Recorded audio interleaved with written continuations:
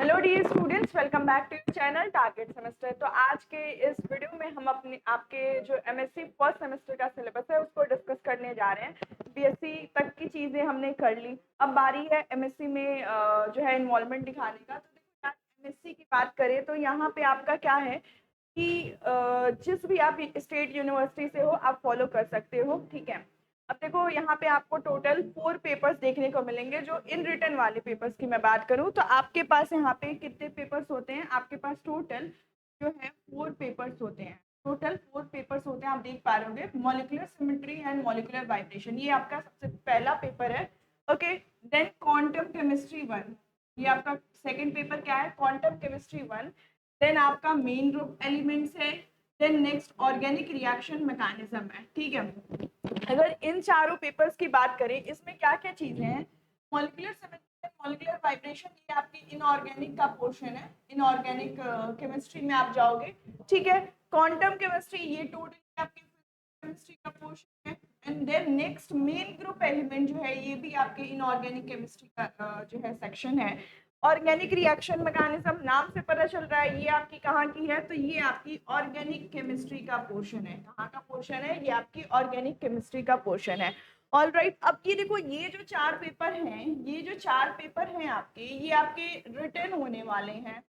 जिसकी आप descriptive writing करते हो, ये आपके क्या होंगे, रिटन होंगे, ठीक है। अब इसके बाद से क्या है, प्रैक्टिकल, ठीक है। प्रैक्टिकल जो आपको देना होता है, जिसमें वाइवा होगा, ठीक है। फिर देन रिसर्च प्रोजेक्ट।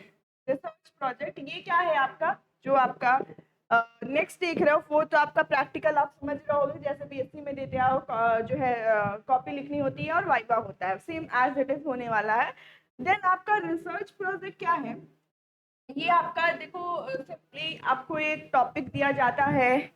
आपको एक टॉपिक दिया जाता है, जिस टॉपिक से आप उसके बारे में पेपर्स देखोगे, पेपर से आप कुछ डॉक्यूमेंट्री करोगे, ठीक है। तो रिसर्च प्रोजेक्ट एज अ, समझ लो कि बस ऐसा समझ लो अभी के लिए फिलहाल एक तरह का असाइनमेंट है, ठीक है। आप फर्दर जब डिटेल में जाओगे तो वहां पे समझोगे कि रिसर्च प्रोजेक्ट वाले में क्या करना होता है।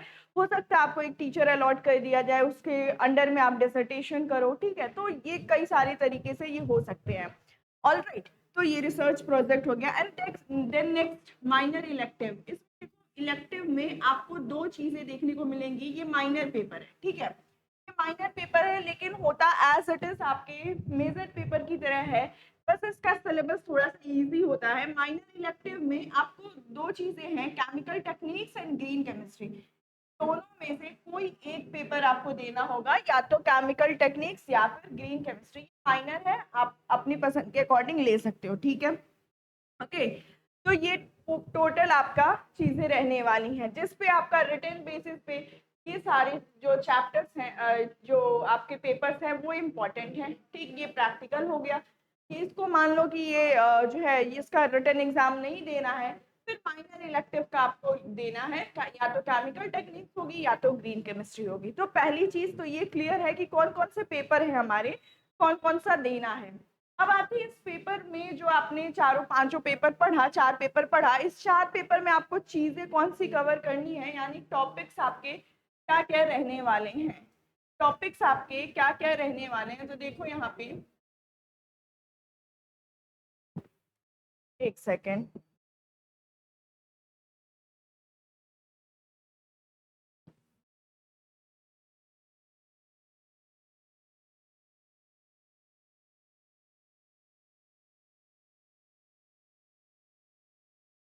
एक सेकेंड, ये सारे सेमेस्टर्स का जो है आपका एक ही में है, तो इस वजह से ये सारे आपके दिख रहे होंगे।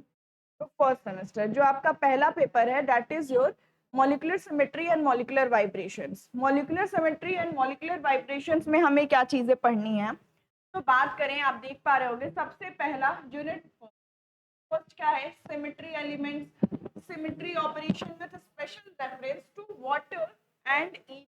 सिमेट्री एलिमेंट समझ रहे हो, जैसे अभी तक क्या पढ़े हो सिमेट्री एलिमेंट, जैसे आप centre of symmetry, point of symmetry, horizontal plane, vertical plane, ये ऐसे पढ़े हो ना सिमेट्री एलिमेंट। सेम उसी तरीके से आपको एक डिफरेंट डिफरेंट मॉलिक्यूल्स में सिमेट्री ऑपरेशंस लगाने हैं, ठीक है। बहुत इंटरेस्टिंग चैप्टर है, पूरा बेस्ड है। तो सिमेट्री एलिमेंट, सिमेट्री ऑपरेशंस, और किसके ऊपर लगाना है आपको, वाटर और इथेन पे सिमेट्री ऑपरेशंस लगा के स्टडी करना है।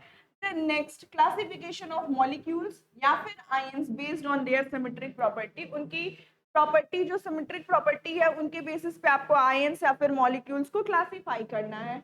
और नेक्स्ट यूनिट सेकंड है मैट्रिसेस डिराइव करना, derivation of matrices for rotation reflection and inversion operation. ठीक है, इन सारे ऑपरेशंस के लिए आपको मैट्रिसेस दिखानी है, मतलब डिराइव करनी है। Then symmetry point group apply to all type of molecule, कौन कौन से सीएनएच पॉइंट ग्रुप क्या होता है, डीएनएच क्या होगा, सीएनवी क्या होगा, टीडी क्या होगा, ओएच क्या होगा और आईएच क्या होगा, इन सभी के बारे में आपको कंप्लीट इंफॉर्मेशन देखनी है। क्या होते हैं ये पॉइंट ग्रुप्स और किस तरीके से ये पॉइंट ग्रुप्स निकल के आपके आते हैं। ठीक है, तो ये बना आपका यूनिट नंबर सेकंड। ये जो दोनों यूनिट है ना यार, बहुत मजा आता है इसको पढ़ने में, पूरा मैथमेटिकल है। सिमेट्री जो पहला वाला आपके पास पहला पेपर है ना, मतलब मैथमेटिक्स एंड assumptions, यही दोनों चीजें काम आएंगी आपकी। थर्ड यूनिट भी इसी से रिलेटेड है। थर्ड यूनिट आपका कह रहा है, थर्ड यूनिट इससे रिलेटेड क्या कह रहा है, ग्रुप मल्टीप्लिकेशन बेसिस। आप जो ये निकालोगे ना CNH DNH CNV जो भी है, तो उसके बेसिस पे आप group multiplication basis matrix representation then character of an operation, ये इंपॉर्टेंट है, कैरेक्टर टेबल। ठीक है, ऑर्थोगोनैलिटी, कैरेक्टर टेबल, ये चीज इंपॉर्टेंट है भाई। रेड्यूसिबल एंड इररेड्यूसिबल रिप्रेजेंटेशन, ये भी आपका इंपॉर्टेंट है। ठीक है, इस पे सिंपली आपको लंबे क्वेश्चंस देखने को मिलेंगे। देन ग्रुप्स, सब ग्रुप्स एंड क्लासेस, थोड़ा सा मैथ्स की ग्रुप थ्योरी पढ़ी होगी तो उससे रिलेट कर पा रहे होगी, तो वही टर्म्स है और कुछ कुछ वैसा नहीं है, पूरा नहीं कहेंगे वैसा है, but something like that. Groups सब ग्रुप्स का मतलब तो वही है। ठीक है, जो कि डिराइव होंगे आपकी कैरेक्टर टेबल से। ओके, चलो ये है आपकी unit number third. Unit fourth के बारे में बात करें तो यूनिट 4 है आपका symmetry of normal vibration, determination of normal modes by internal and Cartesian coordinates, method, mixing of internal coordinates in normal modes, selection rule for IR and Raman spectroscopy। ठीक है, तो ये पूरा मिलके आपका यूनिट 4 बनाएगा। यूनिट 5 तो normal coordinate analysis of water and ammonia. एक जो है फुल मार्क्स का क्वेश्चन बनता है वाटर एंड जो अमोनिया का है। ओके, H2O and NH3 के बेसिस पे पूरा एक क्वेश्चन आ जाता है, उसकी पूरी जो है मुझे खोल के दिखाओ। तो water and ammonia molecules and their infrared and Raman spectral activity. Okay, तो ये आपकी टोटल 5 यूनिट्स हैं जो कि आपको पेपर नंबर फर्स्ट में करनी है।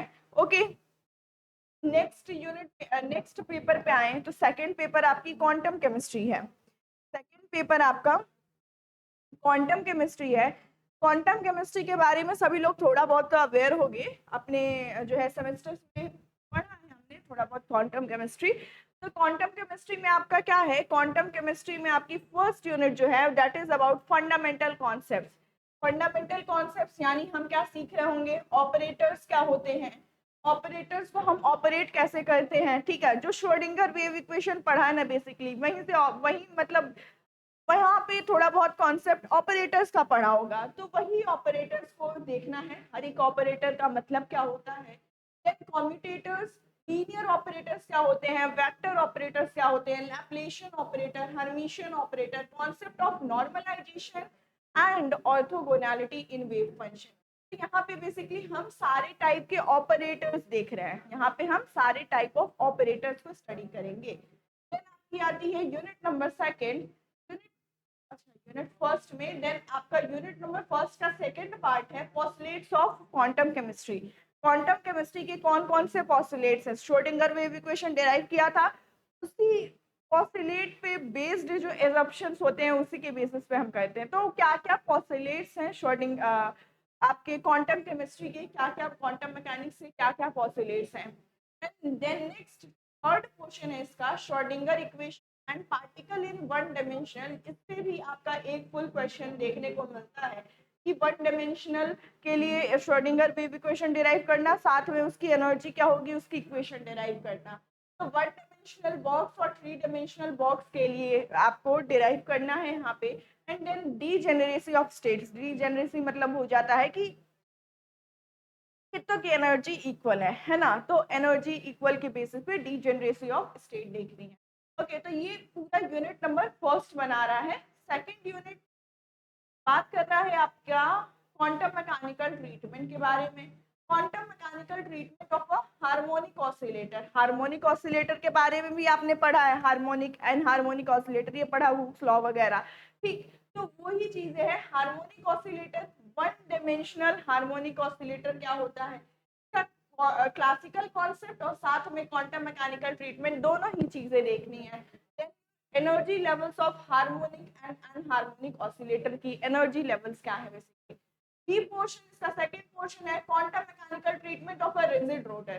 पहला हम बात किए हार्मोनिक ऑसिलेटर के बारे में सारी बातें, सेकंड नेक्स्ट हम बात कर रहे हैं रिजिड रोटर के बारे में सारी बातें। कहीं ना कहीं हमने बीएससी के सेमेस्टर्स में हार्मोनिक ऑसिलेटर और रिजिड रोटर दोनों का ही कॉन्सेप्ट पढ़ा हुआ था, ठीक है, थोड़ा बहुत पढ़ा था, यहाँ इन डिटेल्स देखना है, ठीक है। अब उसी रिजिड रोटर थर्ड पोर्शन आपका rigid rotor model for diatomic molecule. अगर हम डाइएटॉमिक मॉलिक्यूल के रिजिड रोटर देखें तो वो कैसा टर्न आउट करेगा, एनर्जी लेवल्स क्या होंगी रिजिड रोटर के केस में, और रिजिड रोटर सिलेक्शन रूल, इसके लिए सिलेक्शन रूल क्या होगी जो ऑलरेडी हमने समय में देखी थी, ओके। और नॉन रिजिड रोटर के बारे में भी हमें देख, ठीक है।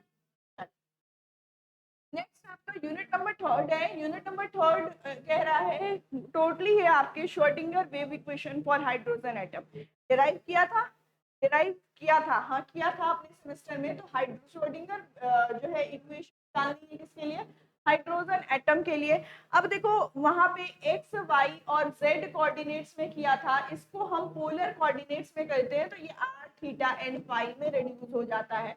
तो वही कह रहा है कि कोऑर्डिनेट्स का ट्रांसफॉर्मेशन, कोऑर्डिनेट्स का transformation, then separation of variables, इस आर को अलग करना, थीटा को अलग करना, फाई को अलग करना, यही आपका सेपरेशन ऑफ वेरिएबल्स होता है। तो जो है उसके इक्वेशंस को और उसके सॉल्यूशंस को देखना, देन आपका स्फेरिकल हार्मोनिक्स, ओके, ठीक है।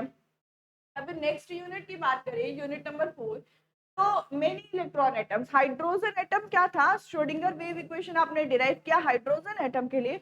हाइड्रोजन एटम आपकी सिंगल इलेक्ट्रॉन स्पीसीज थी। हाइड्रोजन एटम आपकी कैसी स्पीसीज थी, सिंगल इलेक्ट्रॉन स्पीसीज थी।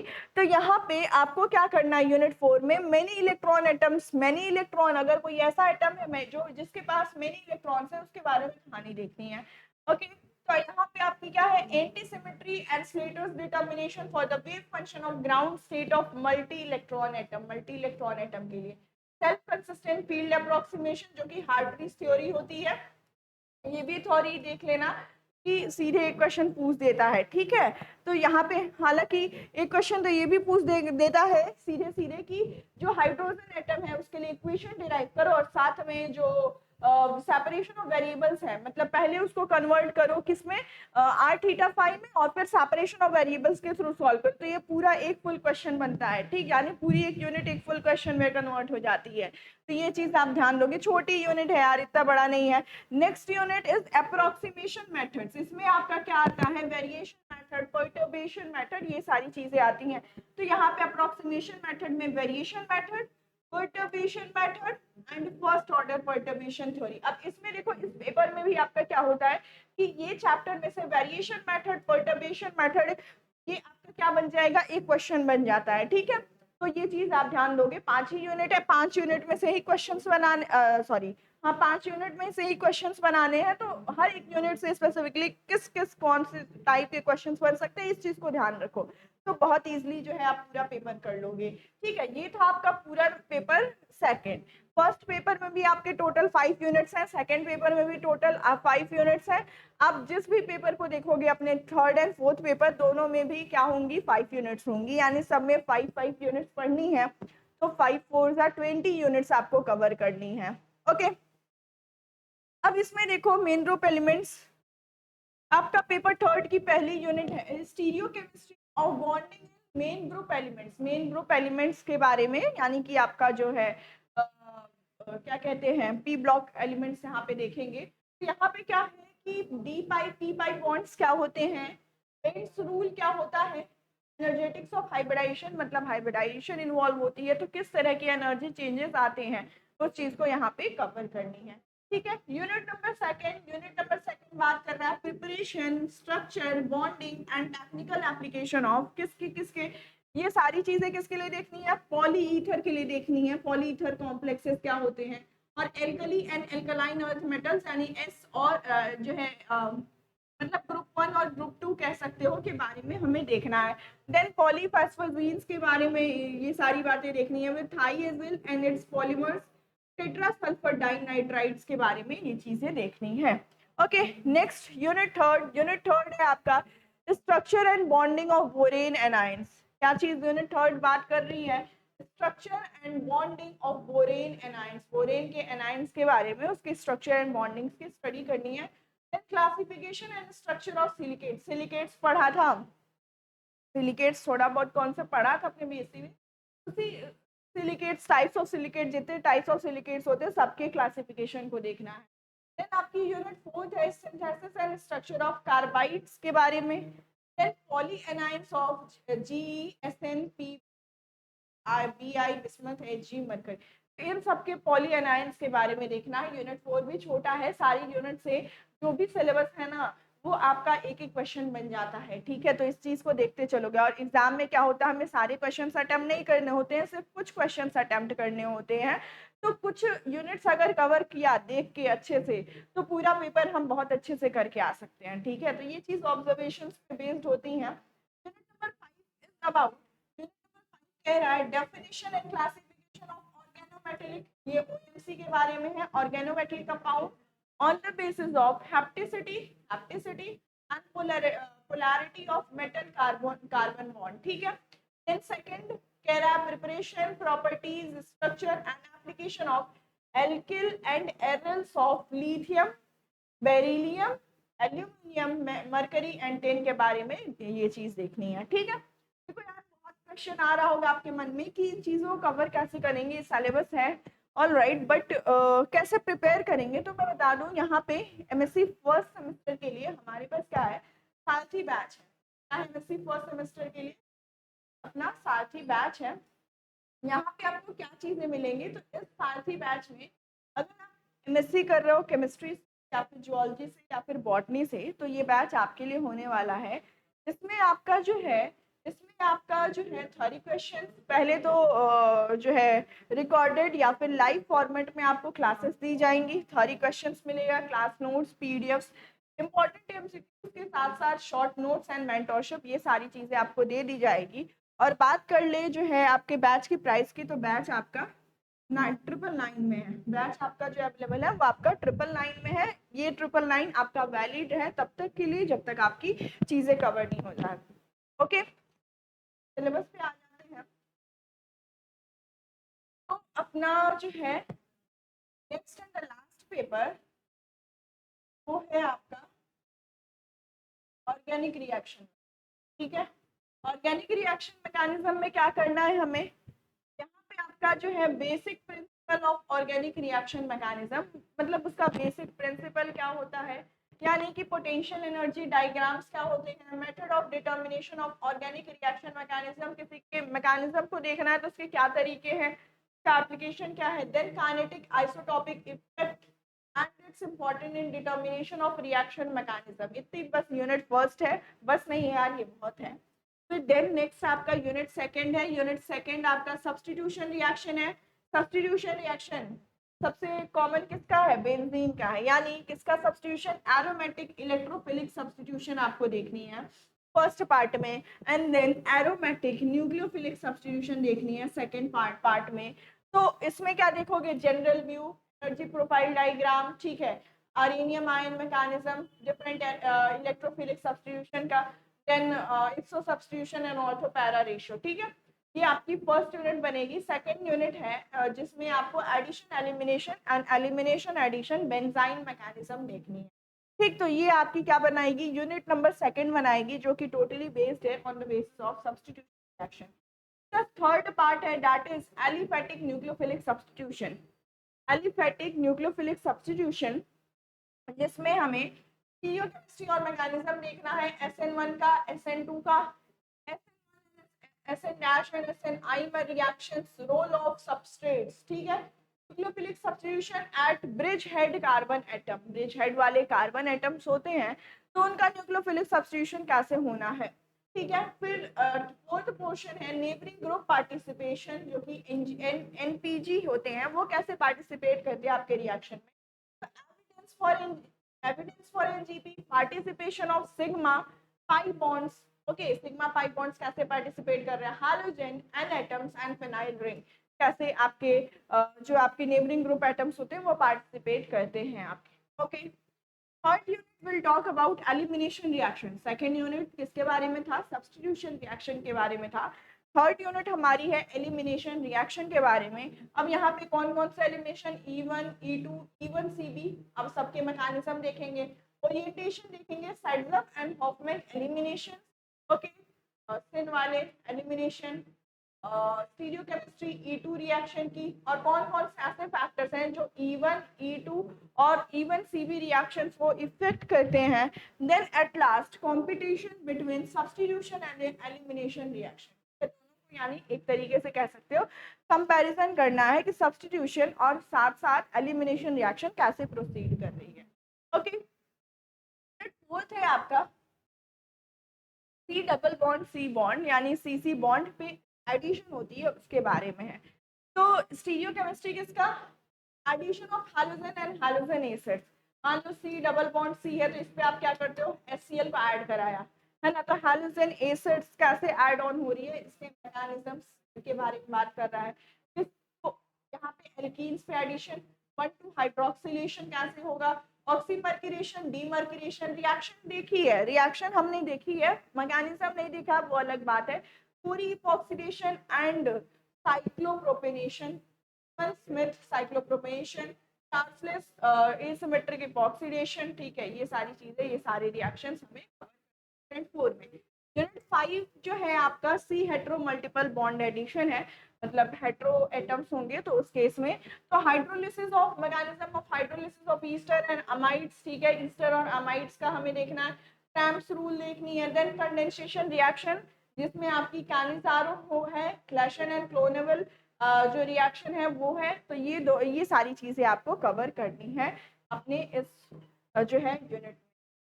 ओके, अब इसमें आगे बढ़े तो इसमें आगे जो है नेक्स्ट